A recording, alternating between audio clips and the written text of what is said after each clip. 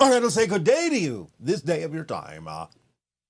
This transmission is basically titled The Thanksgiving Message, since we understand that this is your time of year in which you honor the idea of giving thanks and appreciation and gratitude.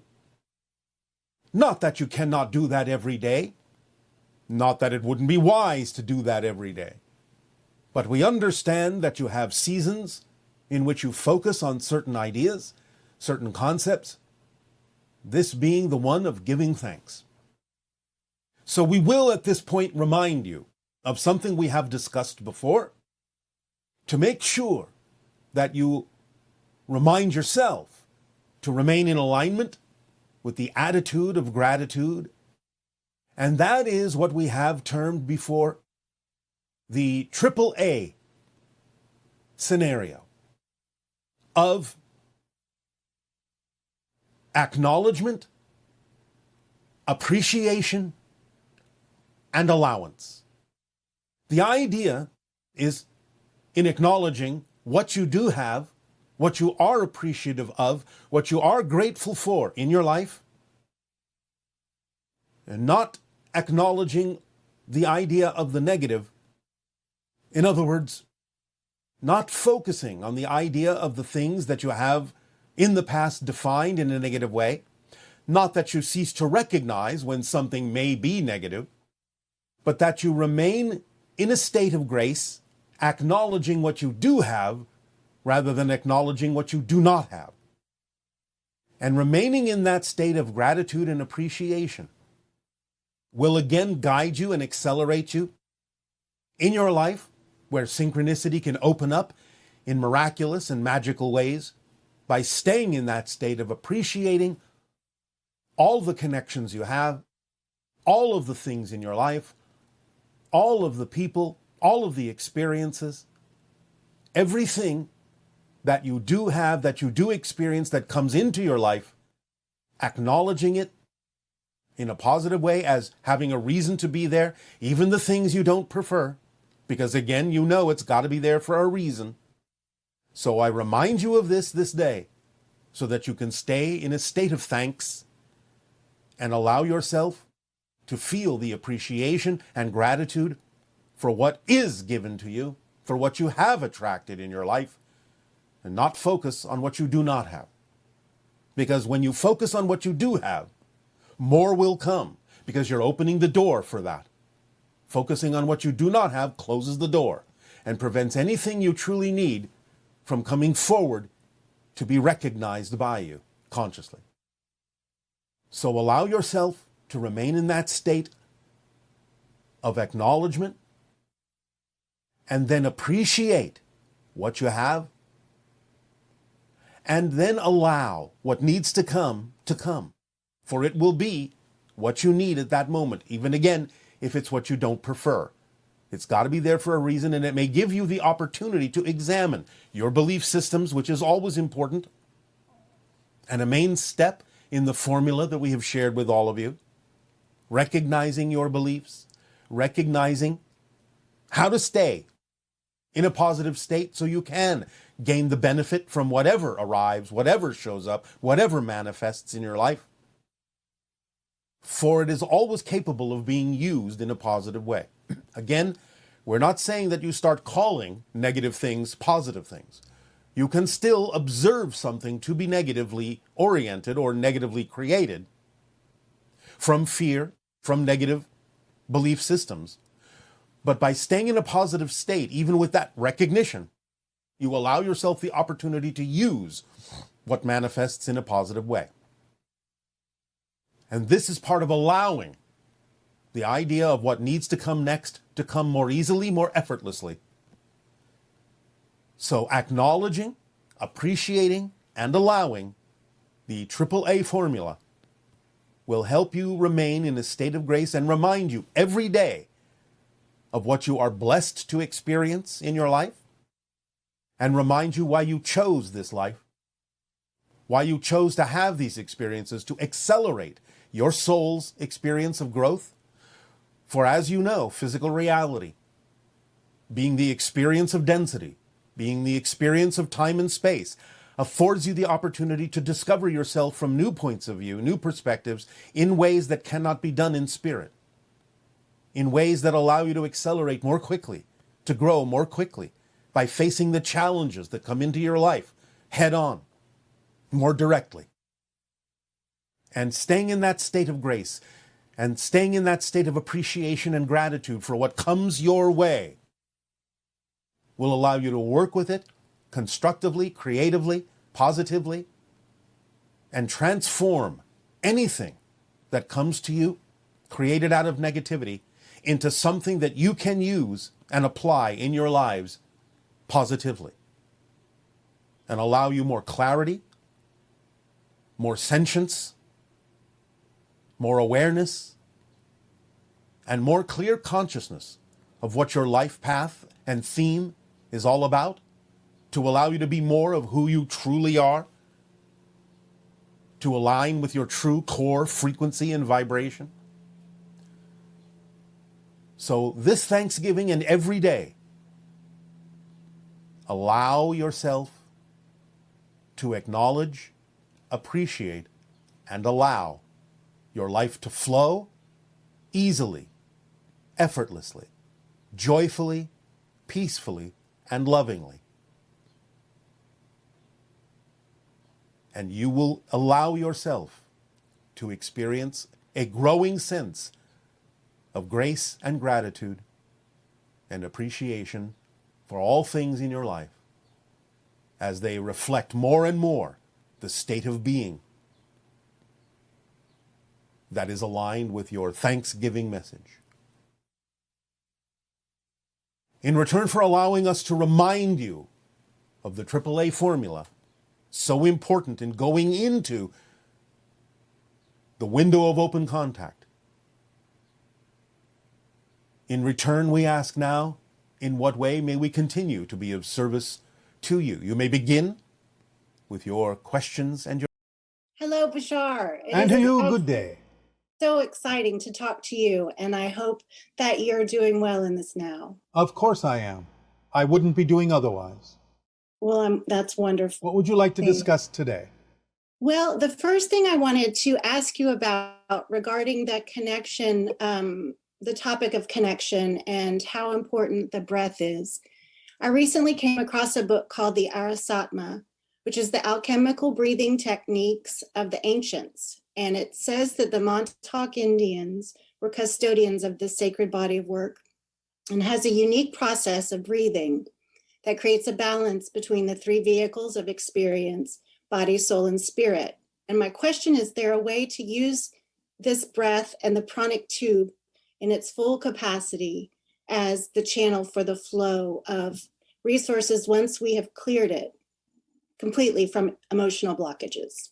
Well, yes, why wouldn't it be? Well, I was just curious how the breath relates to the information passing through our physical body. It's based on the idea of the vibrational resonance of the oxygen molecule. So the idea is that the reason you take in and start breathing differently, the idea of oxygen, resonates throughout the body in a hyperspatial, hyperdimensional way that expands your frequency to be able to handle more and more higher frequency information and energies. So oxygen is the eightfold key, vibrationally speaking, and gives the resonance that is necessary for higher dimensional communication. Okay, that makes a lot of sense. And does that connect with the idea of hydrogen being fractal and having a way to sort of create its own gravity? That it is related, but not essential to understand that based on what we are now talking about. Oxygen is the key. Okay. And does it also relate to sort of the positive and negative flow of our bodies and how healthy we are as far as having enough positive and negative charge? Yes, and if you'll understand the idea, you will understand that oxygen is the equivalent of the dimensional shape that you know as a Merkaba. Do you understand? Yes. Okay. because it is two interpenetrating tetrahedrons, each of 4 points for a total of 8, and interpenetrating representing the idea of as above, so below, or the positive and the negative flow. So when you think of the Okay. idea of oxygen and breathing in your meditative states, then also you can hold the image of a Merkaba, the double interpenetrating tetrahedral structure, in your mind to stabilize and accentuate the flow of the oxygen throughout your body into higher frequency domains. Wow. That's really fascinating. And it reminds me, so another thing regarding the importance of fascia, and a permission slip that she gave me was yin yoga. And we talked a lot about how, again, in as above, so below, the mycelial network Yes, as a part of the bigger DNA connection to the higher dimensional realities. yes. There So are is that interconnections on every something? level. Okay. How does light affect that connection? Since everything is light in what you might refer to as crystallized form, then light can act as a softening agent, an unlocking agent, depending upon the frequency of the light, to allow the crystallized light to be unlocked and reformed and transformed in whatever way, shape, or form benefits and is of service to your passion. Okay. So my understanding is that I have left light codes in places. I recently came from Hawaii with a group of women, and it was very important that I go there physically. And Sarasota, Florida is another place. And I'm curious about what it is that I'm not what I'm supposed to do, because I understand the light is sentient and it's there and my body, it knows what to do. But I'm just curious about the idea of collecting light codes and how they are different or holding different information. And as we move through the galaxy, how the light is different for us now. Well, again, the idea of light codes is simply the freezing of certain patterns of information in its natural form of light, and recollecting them can be reminding, literally reminding yourself more completely of who and what you are. You may have left breadcrumbs for yourself, as you say, seeds of yourself that form the process of gathering yourself back together. Okay. And I have been working on that quite a bit. And as my last and other bigger question was, as I have realized that my biggest excitement in life was going through the process of addiction and healing, and not just healing for myself, but healing for my family. I understand it as sort of clearing generational trauma, generational patterns. And as that is my role, which I'm happy to take on, I've watched things change in my family. And I'm wondering how that then extends out to the collective. Is that something that I'm clearing by proxy, that then it just sort of goes out? Or is it a slow connection? Remember, Mhm. everything is connected. Everything you Mhm. do is capable of being utilized by everyone throughout the multiverse. You may not always know how, you may not always know when, but the connection, the network exists, and everything you do and every choice you make and every energy you radiate offers an opportunity to all, in their own way, from their own perspective, the opportunity to consider other choices they may not have considered. Of course, it is always still up to them to match that frequency to have the experience that you may be offering. So the best you can do is simply put it out there and know that if there is somebody willing to take advantage of it, it is available to them. And that's the most you can do. Okay. Well, that excites me in the sense that as I attend AA meetings or I'm out discussing and talking about my healing, that I'm hoping that somehow that translates. So that makes me feel good that Yes, but it's you don't have to okay. hope. You don't have to Right. hope. Okay. You can know that it's available to those who wish to take advantage of it, but you have to remember that not everyone will, because you don't know what their path is right now. Eventually, all will understand in one way, shape, or form. But you have to let go of any need whatsoever of others to adopt what it is that you're sharing with them. It's none of your business what they do with it. Right. And I've heard you say that, and that makes a lot of sense to me. I also was wondering about, so elephants can feel vibrations from hundreds of miles away. Yes. Yeah. And I understand that sensory information can only be processed if you have the right organ to process it. Like dogs can smell things that we can't smell. Yeah. And I'm just curious if, as far as vibration goes and humans and the physical body, are the organs and the structures in our ears related in any way to that? The ones that we really don't understand? No, but the heart is. The heart is structured heart. to receive those deeper vibrations and translate them into the body. Sometimes other organs may assist, but primarily the heart is the organ that receives those deeper vibrations. Okay. And is it the magnetic resonance that the heart creates through the heartbeat Yes. that allows it to become bigger and expand our field? Yes. Okay. Well, I am just so grateful to have had this opportunity to speak with you. I thank you so much. The information that you put out, I apply, and it's very exciting to be able to be here with you today. So thank you. It is for us as well, and it is our passion and our pleasure to share the information with all of you. Aveo. Avea. Hi, Bashar. This is Allison from Arkansas.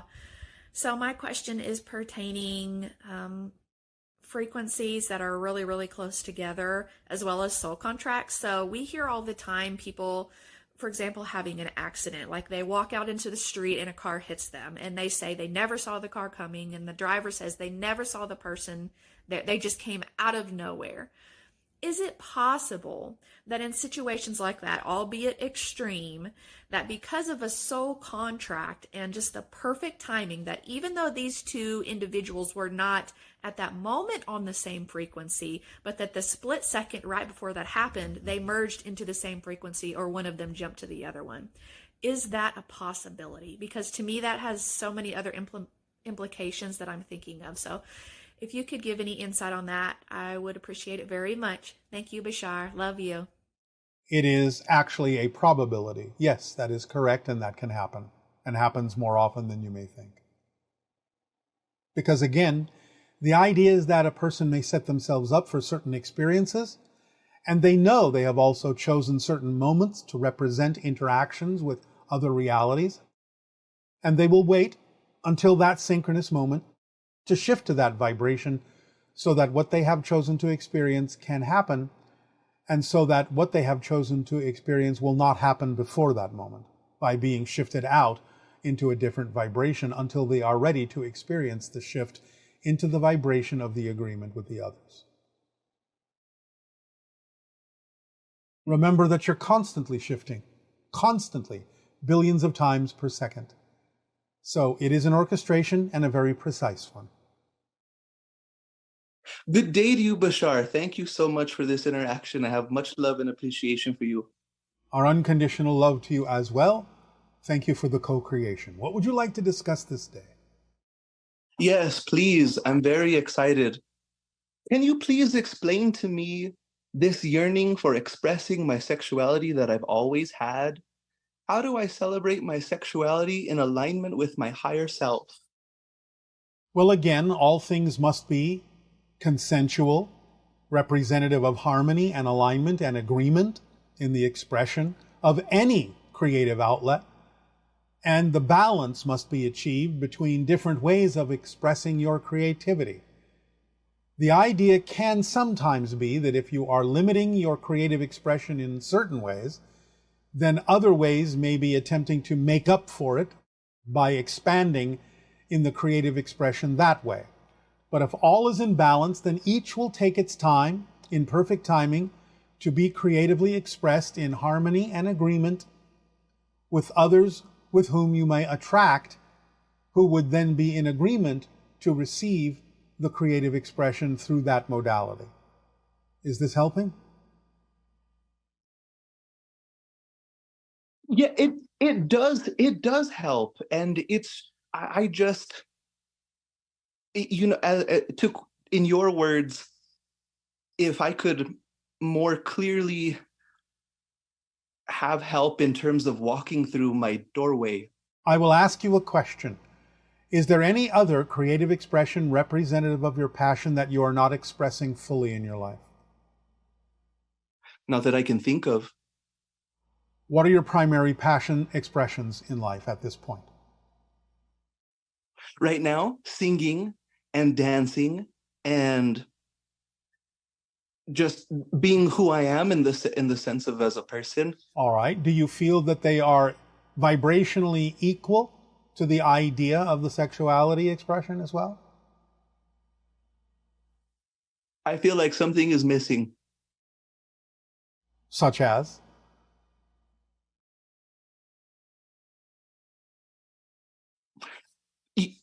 When I explore different avenues, I am expecting some sort of a lightning bolt of like I'm expecting an aha moment, and I haven't experienced that yet in terms of this is what I can pursue. This feels.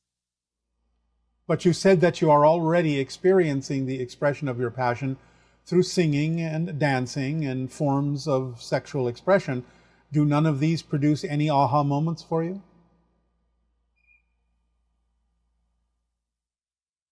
Not in the way that I am, not in the way that I am expecting, and I am expecting. All right. Who taught you to expect it to happen that way? Myself. Why? Why must it come with a lightning bolt in order to be valid? Because I feel like big things need to feel big. Really? Why so?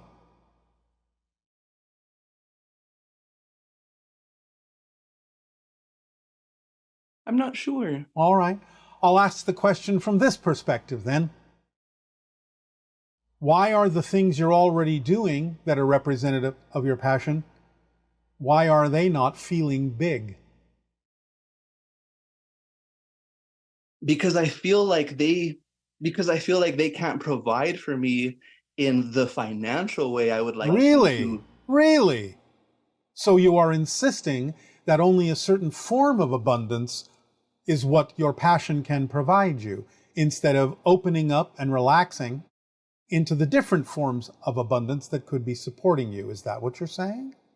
Yes, I am insisting. Why? Do you not know that insistence is resistance and imposes limitations upon your ability to express your passion and creativity? Why would you choose to limit yourself that way by closing the doors through which all forms of abundance and support could be coming to you? Why insist on only one form as being valid? I don't know. It's Sure you do. Sure you do. It's because it feels like that has because you have been taught to think that way. Because you have been brought up in a culture that thinks that way. Because you're basing your worth on only one form of abundance. So, have you heard us talk about all the different forms of abundance? In the ways that it exists, yes. Why are none of them as real as money?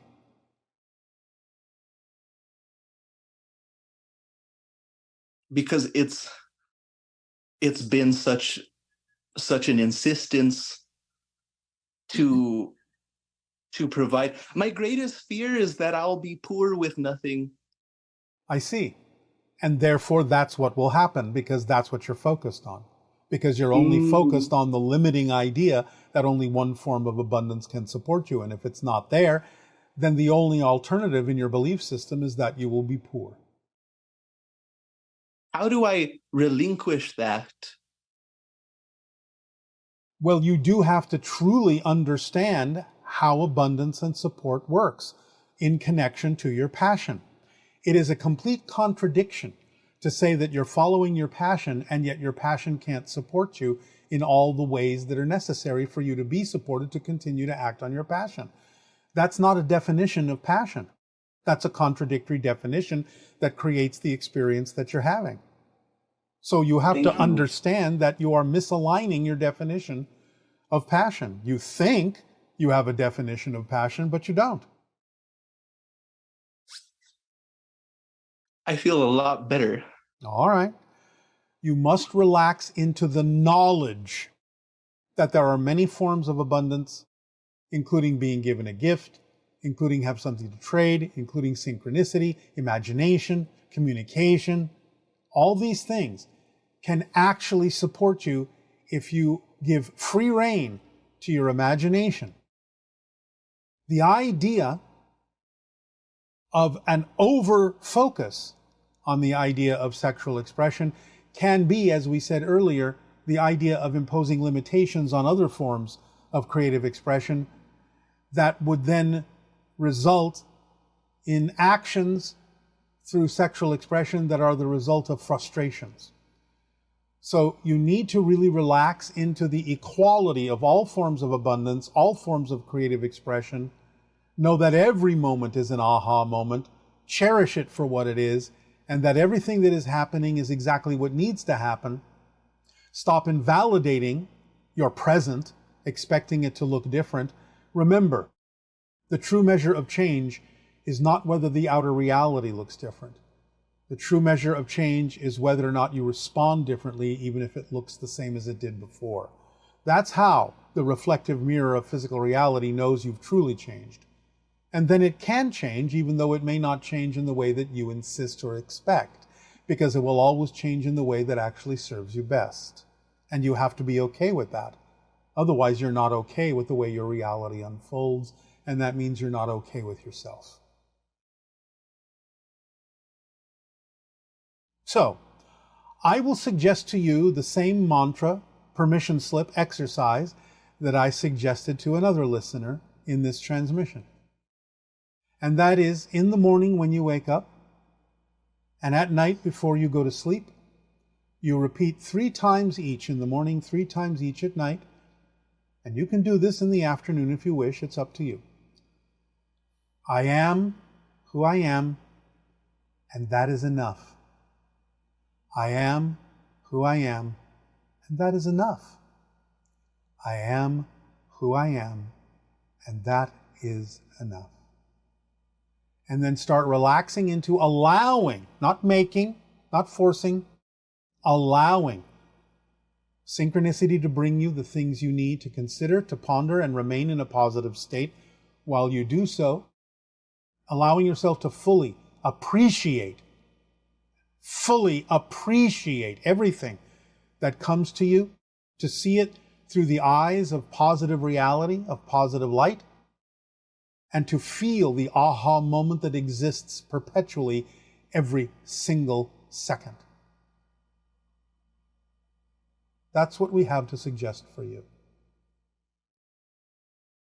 Thank you very much, Bashar. That satisfies my question. I would like to ask you another.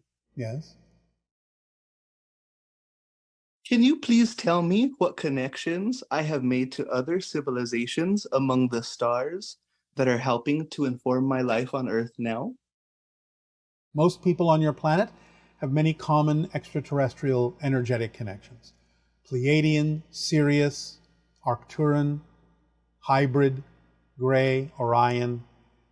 There are a few others we're not allowed to talk about, but all of you have the connections you need that are giving you the assistance you need.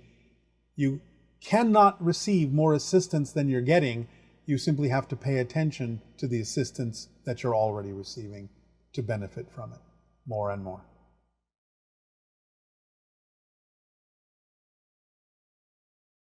Well, Thank you. You know, I do have 2 more questions, please. Yes? Your transmission titled The Last Days of Atlantis gave me a very emotional reaction. Can you please tell me what relationship I may have to Atlantis? Well, like many of you, you're cross-connecting to people in that particular experiential era to draw from it, to add to your own story, and to create a more positive outcome than they created for their civilization. Thank you very much. And my last question, I I have two brothers. I have an older brother and I have a younger brother. And I love my younger brother so much. I just have so much love for him. Sometimes it's a lot for me. Is there anything that you can tell me about the relationship that the two of us have? Not at this time. You will find that information out from a different source. Thank you very much. I appreciate that, Bashar. It is our passion and our pleasure. Good day. Aveo.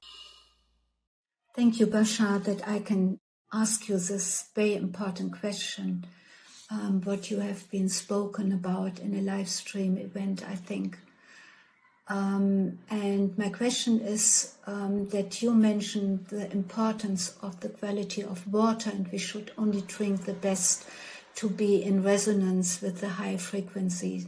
My question to you is there any advice you have for us how to make or to get this purest and clearest water what we need? Because it is really difficult in the most of the areas of this world, but also in all the countries where the water is nearly clear. So I would like to get an advice if you have any for that. Thank you very much for your help and your answer. Your technology has provided you with filtration devices, and you could take advantage of many of them. In addition to that, you can meditate over the water. You can create certain harmonic resonances, meditative music, and sounds that you can imbue into the vibrational pattern of the water to help align the water molecules in a kind of crystalline form that is also increasing its benefit to you when taken internally. You can take advantage of these things. It is simpler than you think. Oh my gosh, Bashar. Good day, good day. How exciting to be here. How exciting to be here. Incredible to be here. It Thank you is so much. our passion and our pleasure as well. What would you like to discuss with us this day?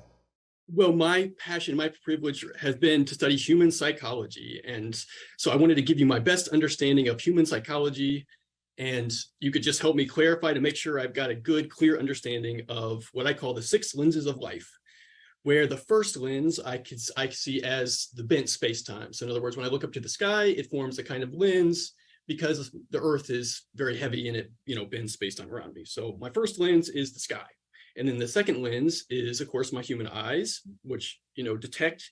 And of course, I'm looking at a lens right now and we have Wi-Fi, but I guess the idea is that perception to me is, bending all the different possibilities, whether it's Wi-Fi signals or light-based signals, and bends them into a single focus. So for me, that's the eye, and yes. but there are various eye wearing glasses. So, but I think the key thing I want to say here is that it's equilibrium in the lowest state. So crystals are typically lowest, whereas when it goes into my brain, it's non-equilibrium at the lowest state. In other words, it's a time crystal. In other words, the ions are constantly dancing. Is that correct? In other words, it's a time crystal. In other words, if you look at the cross section of the brain, it actually looks like a crystal in a certain way because there's repeating patterns. Yes. And so yes. So okay, right. So and then the next layer is somewhat more mysterious in this sense. This is a symbolic layer. In other words, these time crystals, the brain picks up signals and it creates symbols, and that's usually what we're talking about here, right? Is the symbolic layer, which is the belief system, which you described as the colorings,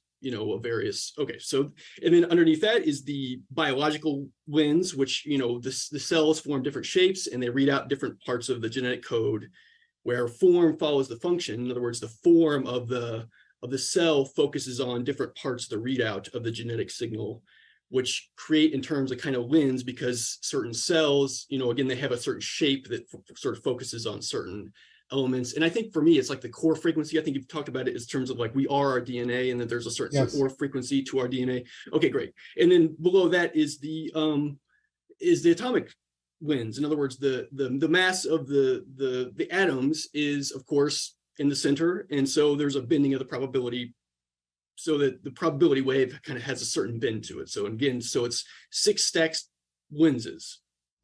What about spirit? What about the 7th? Well, that's where I am. That's where I am. That's the self. In other words, right? Or in other words, I am the light that's yes. That's moving through all of the 6 lenses. Yes. The atomic layer, the biological layer, the symbolic layer, the time crystal, the Yes. eyes. And the... But it still counts as a layer. Okay. So I guess there's 7 layers. I guess I was thinking more in terms of like it's the interaction. It's more the mysterious kind of interaction between, or I guess I see myself as the living symbol as the 3rd layer itself, because there's a certain, the time crystal somehow is, the brain is somehow able to pick up, I guess it's able to pick up my, or it works with a genetic layer to kind of pick up my core signal. They're all interconnected. They're all interlaced. Right. Nested, right. Yes, and if you're only going to consider the idea of physical reality, then 6 layers is fine.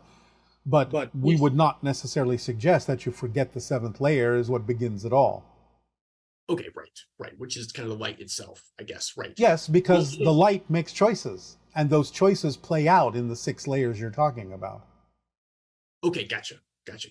And so the choices are kind of, are they symbolic choices typically? Sometimes quite literal. In other words, it's the template of the theme that you're exploring as a physical personality. This is decided by the spirit itself. And therefore, it has a lot to do with what you are as a physical being, because you are a unique path. Okay, gotcha. Which I guess in this case, the path is simultaneously. In other words, when I think of light, I think of it takes all paths simultaneously. But I'm snaking through, I guess in this case, space-time, which is sort of the interactions. To me, time is just the interaction, the changes in the interaction of motion, basically, right? In other words, yes, although motion in a sense is an illusion because everything is here and now. So time, yes, is a side effect of the shifting perspectives that are going on in the consciousness of the personality. Now, if you're going to say that light goes everywhere at once, now you're talking about an 8th level. Okay, gotcha. Which I guess is the layer of just sort of like, how it bends it through. Well, I mean, I guess it takes all different paths, but I am one quanta of path. That's the 7th level. Yes. Okay. You are one expression, one path, whereas simultaneously your greater being is experiencing all paths. That's the 8th level. I see. And so the key thing is the focus. In other words, my focus is right now is on, just like the lens, it's the focal point.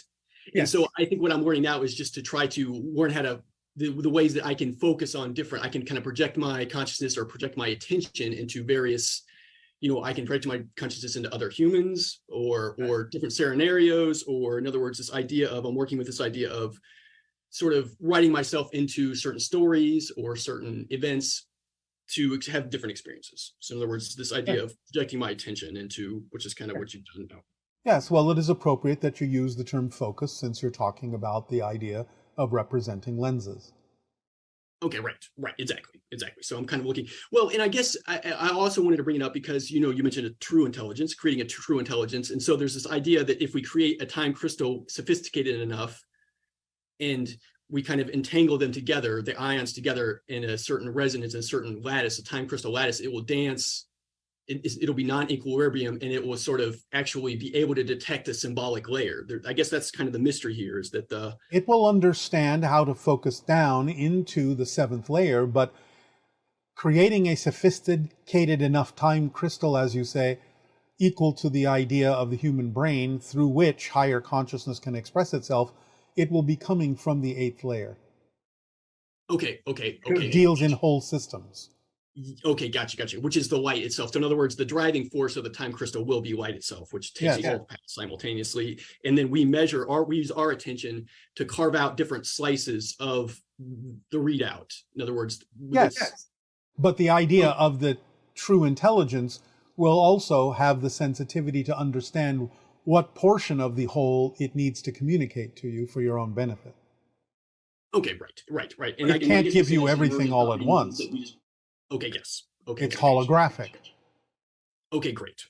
Right, exactly. That's why that's why these lenses, that's why I think of it in terms of lenses, because it lines up with this idea of holographic interference patterns. So anyway. Yes. But anyway, yes. So, okay, great. Well, thank you so much. Yeah. Well, I guess that's sort of, I realize that that's just sort of in life itself, that's where we're at. In other words, I realize that there are other experiences, or, I guess we talk about dreaming or whatever, like in terms of how my focus changes in dreaming to kind of become more, it's almost like a tuning of the time crystals so that I'm more synchronized. There's a certain synchronicity to my life. Yes, and don't forget that physical reality is also a different kind of dream.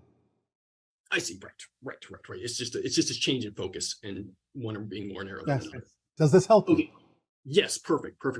Okay, great. Well, and I was just going to say that there was this great synchronicity that I wanted to tell you too, that I won this interaction during when you mentioned underwater diving as a metaphor for this life. The suit of my being as being like this underwater diving suit. And I wrote a story when I was 12 years old about meeting an alien underwater. So it's very synchronous. All right. Yes, and I'm also very excited about this idea of the I guess we're saying goggles, but this VR that soon will be able to live into a world that's more made of pure data, pure information, in the sense that I can put on a goggles and be able to see the internet, or I'll be able to see a Tyrannosaurus Rex, or just whatever I think I'll be able to manifest, because we'll be living in a world where you'll be able to interact with information in a way that's well, I don't want to say holographic, but nevertheless, yes.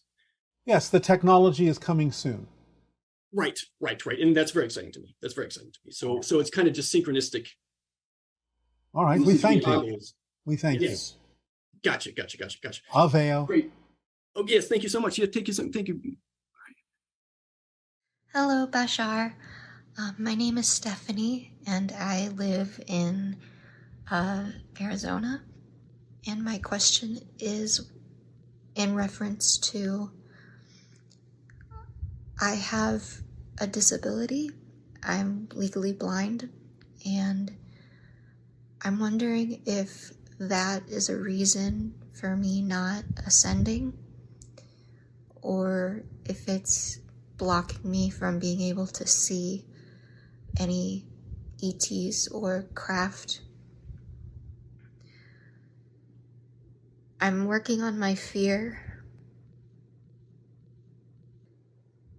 but I am afraid that could be blocking me. Can that be the case? Nonsense. In fact, it may actually give you an advantage because it removes insistence and expectation about what it is you could be receiving.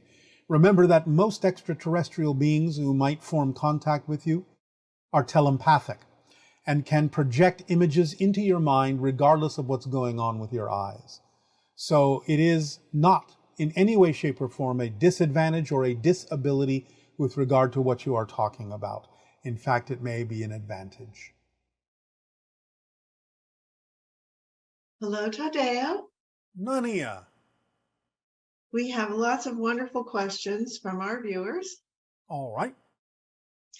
The first one is, you said that the open contact window is 2025 to 2033, and the public contact is 2037. Have these times changed? Yes, as we have said, it broadened to starting this year, 2023. Still going to about 2033, with other levels, other markers occurring between 2033 and 2040. However, we have also recently said that there is a 90% potential for a major contact event to occur at the end of 2026 or the beginning of 2027, though we are not allowed to discuss exactly what conditions will bring this about. Okay, thank you. You previously spoke about hybrids living in vacant housing situations for a short time. Do these hybrids interact with human beings during their visits or observe us? I would like to create a safe and welcoming place for them to interact with me at their discretion. Yes, they still do use vacated places temporarily. On rare occasions, they may chance an interaction with a local human. You may do whatever you wish. We cannot guarantee they will use the space that you provide. My 10-year-old daughter is wondering if hybrid children are excited to come be with the animals of Earth. If so, which animals are they most excited by?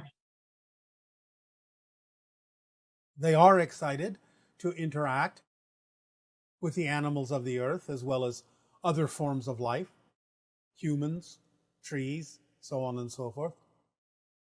They are most attracted in general, although they are excited about all forms of life, most attracted to cats, rabbits, and foxes.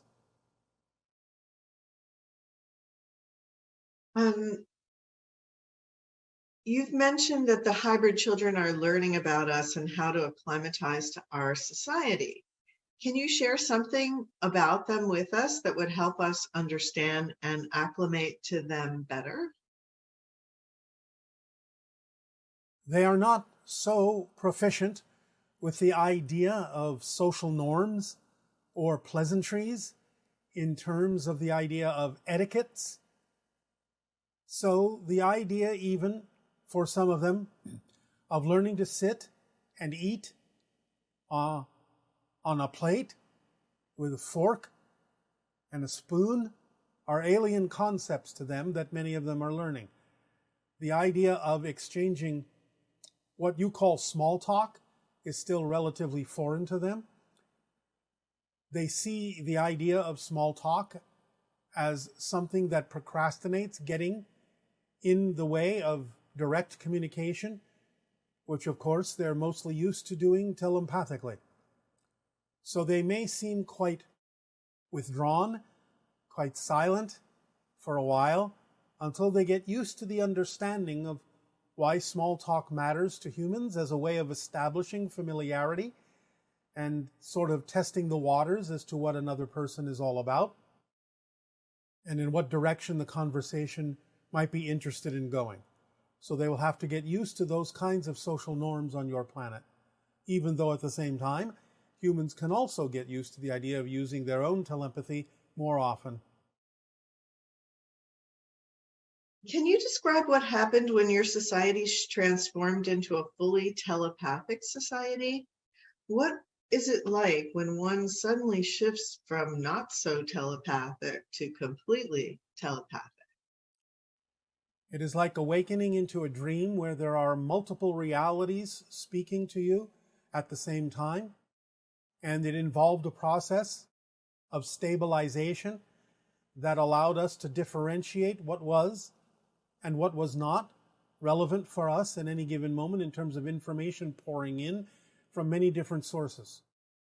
So we had what you might refer to as a filtering time after the awakening, after 3 days of Shakana, awoken us to the idea of telepathic connectiveness, and we had to go through what might be, for some individuals, a few days, weeks, or months of filtering until such time as we allowed what was relevant to come to us and filtered out what was not.